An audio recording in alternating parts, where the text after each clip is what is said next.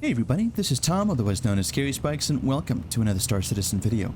In today's video, we're going to be taking a look at the Drake Buccaneer. This is Drake's light fighter. We're going to be having a look at the outside and the inside, although there's not much to see there, and of course my recommendations on how to kit it out. Before we get started though, a very big and special thank you to Gohot. He's one of our brand new VIP Gold contributors and one of our newer community members here on Discord, as well as in our Twitch and YouTube community. And just a big thanks to him for being a VIP Gold contributor and helping to support me and the community. Gohot, thanks very much for all of your support. Also, make sure to join us on stream Mondays, Wednesdays, and Fridays at 8 p.m. Eastern on Twitch, and of course our amazing Discord community. Links for those will be in the description below. Of course, if you'd like to help support me, also feel free to visit sspgaming.com. We've got a bunch of new merch available, and I'm sure you're going to love it. Without further ado, let's go ahead and get started with this video.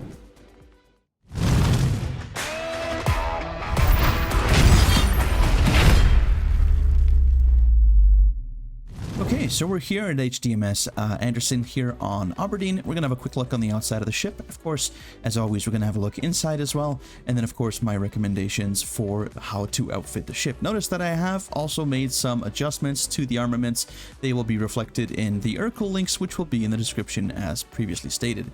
Let's go ahead and work our way counterclockwise around the ship. Here on the wingtips, we can see that we have the CF-117 repeater here. I believe this is the Bulldog, as well as a pair of Strike Force missiles. These are cross-section size 2 missiles, and again, these are missiles that I have added and changed, and the guns have been changed here as well.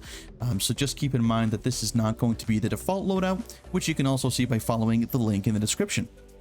On the back of the ship here, very stylish engines. I actually really like them. They're very reminiscent of very typical modern day real life fighter jet engines, but of course on a spaceship, and not quite the same type of engine.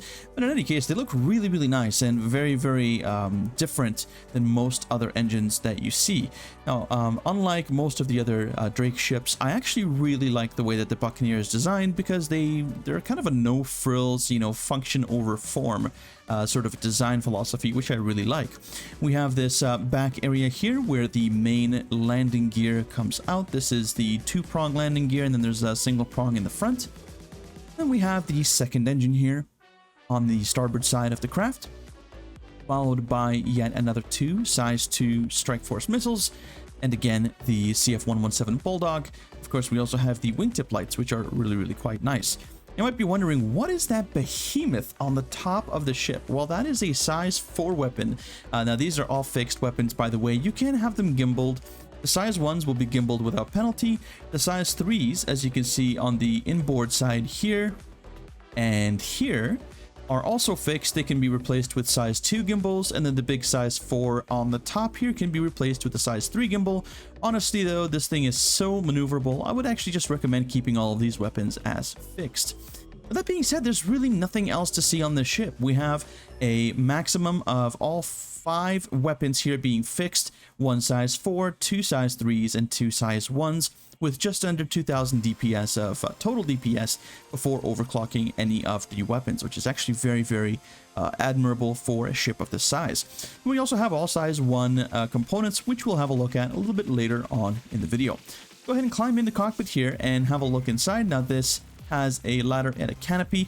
What I really like about this is it kind of reminds me of, Russian Cold War era fighters of old, where they have, a little ladder on the side, and then of course the canopy that opens just like this, and sort of the no frills approach, and just having basically all the functionality, not really caring too much about how things look.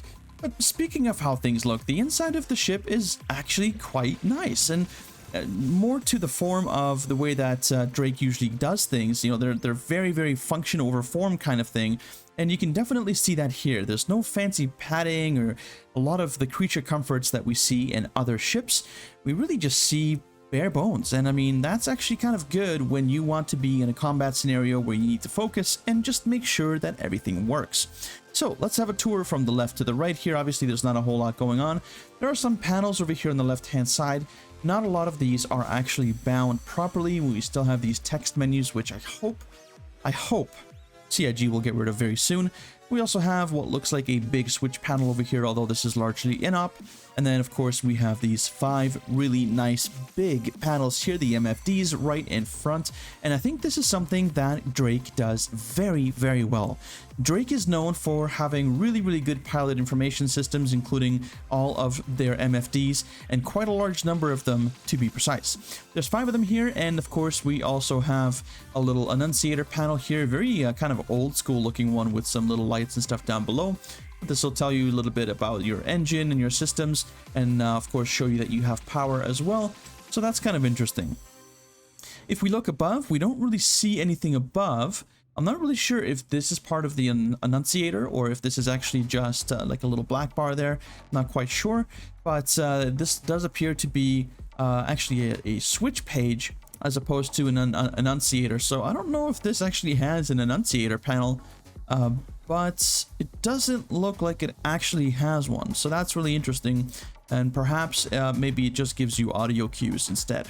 But anyway, there's 5 MFDs here, which is nice. Stick right in the middle and a few control surfaces on the left and the right. And then we have a nice big open canopy. I really quite like it. Not too crazy about the extra bars over here, but honestly, this canopy does give you a really decent field of view. And if and when VR ever comes to Star Citizen, this would be, I would imagine, a pretty good ship to fly in VR. So that being said, let's go ahead and have a look at the station, at all of the different components that come stock on the ship, and my recommendations, more specifically, on how to outfit it properly. Again, you can find the links in the description below.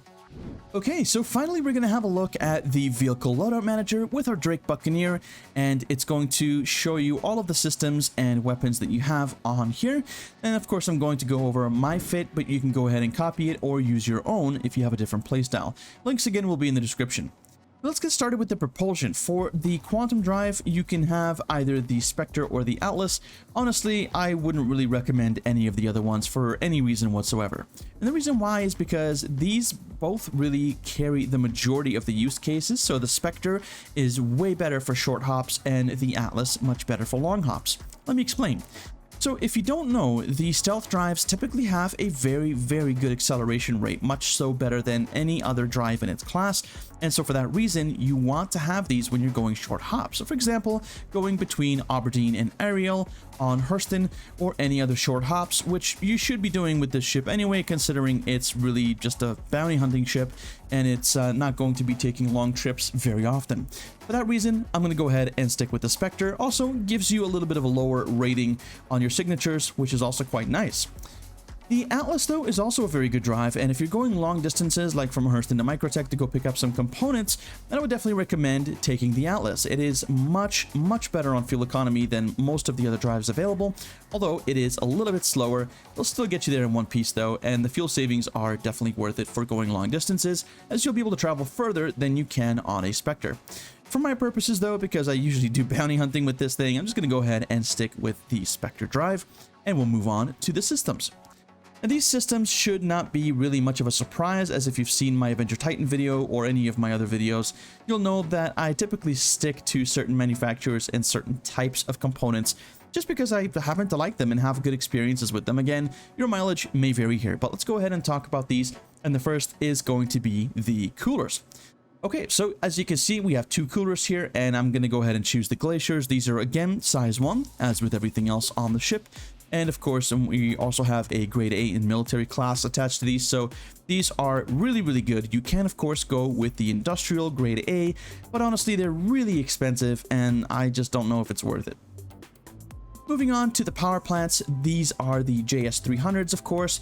We only actually have just one, so just the JS300, but it's a size 1 power plant, again, grade A military class, and one of my favorite manufacturers and sort of models of power plant, as they have never let me down. They provide more than ample power, and they do it quite quickly as well. So very good power plant, would definitely recommend it in this ship as well.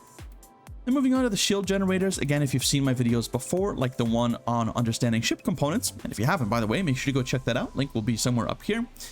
Then you'll know that I prefer the FR66s on smaller ships as opposed to any of the other shields that have higher capacity or higher shield pool.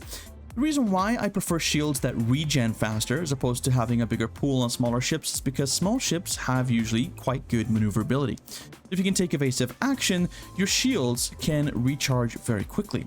And so if you are in that pattern of taking a few hits, taking evasive maneuvers, getting back into combat, taking another couple of hits, doing evasive maneuvers again, you can really just keep your shield charged for the most part without having to worry too much. The problem with having a shield that has lots of capacity but poor recharge on a smaller ship is that you will have to take evasive action for a much longer time, which can be quite a bit harder, especially with multiple enemies. So for that reason, I'm going to go ahead and go with the FR66s. These, again, size 1, grade A, military class, and we have 2 of them. So let's move on to the weaponry here, and it's pretty straightforward here. I haven't changed too much. We do have 2 322 missile racks. Again, that video on understanding ship components will let you know what these mean, because they do actually have a meaning to them in the numerology here. With that being said, I went with the 322s. If you want something a bit more long distance, you can go with the 313s. Unfortunately, though, you only get 2 missiles there, and then that just kind of sucks. So I think the size 2 missiles are pretty good, considering this is a pretty close range fighter, and you can even get away with 8 size 1 missiles in total, which I think is a pretty good deal considering how much close quarters combat you'll be doing with the Buccaneer. So again, adjust this to your liking. My preference is the median there with the 2 size 2 missiles under each wing, as we can see there, and that gives us a total of 4 size 2 missiles, which I think is just fine. Now moving on to the weapons here, we have 2 size 1 weapons, 2 size 3 weapons, and 1 size 4 weapon. Now keep in mind that these are fixed weapons. You can gimbal these, especially the size 1s, without any penalty. You cannot gimbal the size 3s and the size 4 without penalty, though. Those will go down to size 2 and size 3 respectively. So I would recommend doing that at your own peril, considering that honestly the ship is so maneuverable, you really shouldn't have issues with fixed weapons, and using fixed weapons will give you a ton more DPS. So for the size 1 weapons here, I've gone ahead and chosen the CF-117 Bulldog laser repeaters. These are quite good. Of course, the Panthers here for the size 3, we have a pair of those. Those are quite good as well. And then the monster on the very top there, the size 4 CF-447 Rhino, absolutely decimates smaller ships, and especially something like this mounted to a small ship itself is pretty deadly. Now, it's important to note that in the upcoming 3.14 patch, a lot of this is going to be reworked, and the range on some of these weapons will be reduced dramatically, especially on the larger ones. So we will see probably about a 40 to 50% range cut on some of the longer range weapons, which sucks, but that's something to look forward to. So consider that when you're making your choices, as those changes will likely come within the next few weeks. That being said, let's go ahead and head over to the MISC tab for last, as always. And we're going to go and look at the missiles that I have here. And again, nothing special here. For size 2 missiles, these are going to be the Strike Force, which are the size 2 cross-section missiles. Overall, for size 2, I think these are the best. So that's going to do it, ladies and gentlemen. Thank you so very much for making it until the end of the video. Again, if you'd like to help support me and help me continue to make the content that I do here, please let me know if this video was helpful and engaging to you by leaving me a like, subscribing if you're new, and ringing the bell so that you never miss a video in the future. Please also make sure to join us on stream Mondays, Wednesdays, and Fridays at 8 p.m. Eastern over on Twitch.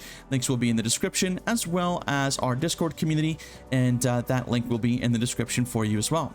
Again, if you'd like to help support me a little bit more directly, I'd be very grateful if you went to check out the merch store. I do everything myself. I run the store myself. I make the merch myself, just especially for you, and it's great because it keeps me busy, but also lets me make cool stuff for you, while also helping me to retain pretty close to 100% of your contributions, which really helps me to maintain equipment and also support myself and my family. So please accept my most sincere thanks for checking that out. Again, that's ssbgaming.com.